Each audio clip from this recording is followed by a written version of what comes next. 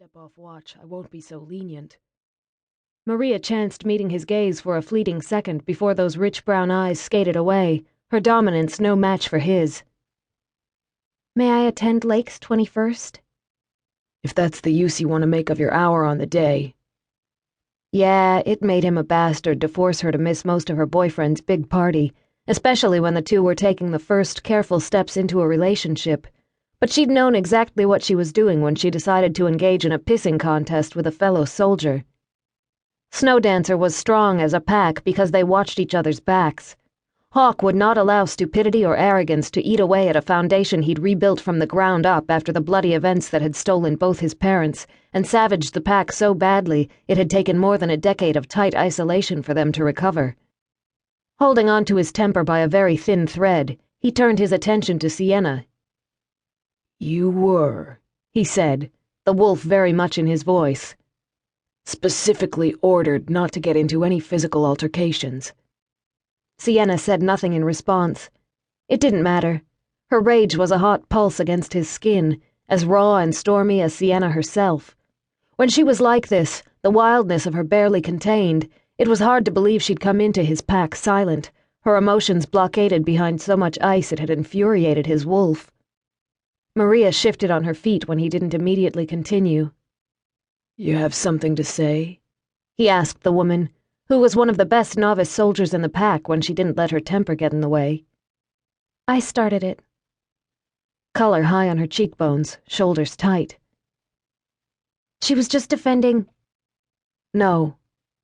Sienna's tone was steady, resolute, the anger buried under a wall of frigid control. I'll take my share of the blame. I could have walked away. Hawke narrowed his eyes. Maria, go. The novice soldier hesitated for a second, but she was a subordinate wolf, her natural instinct to obey her alpha too powerful to resist, even though it was clear she wanted to remain behind to support Sienna. Hawke noted and approved of the display of loyalty enough that he didn't rebuke her for the hesitation. The door closed behind her with a quiet snick that seemed shotgun loud inside the office's heavy silence. Hawke waited to see what Sienna would do now that they were alone. To his surprise, she maintained her position. Reaching forward, he gripped her chin, turning her face to the side so that the light fell on the smooth lines of it. You're lucky you don't have a broken cheekbone.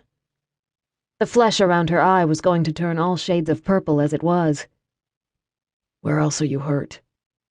I'm fine. His fingers tightened on her jaw. Where else are you hurt? You didn't ask Maria. Stubborn will in every word. Maria is a wolf, able to take 5 times the damage of a Psy female and keep going. Which was the reason Sienna had been ordered not to get into physical confrontations with the wolves. That and the fact that she didn't have her lethal abilities under total control. Either you answer the question, or I swear to God I really will put you in the pen. It would be the most humiliating of experiences, and she knew it, every muscle in her body taut with viciously withheld anger. Bruised ribs, she gritted out at last. Bruised abdomen, wrenched shoulder. Nothing's broken, it should all heal within the next week. Dropping his grip on her chin, he said, Hold out your arms.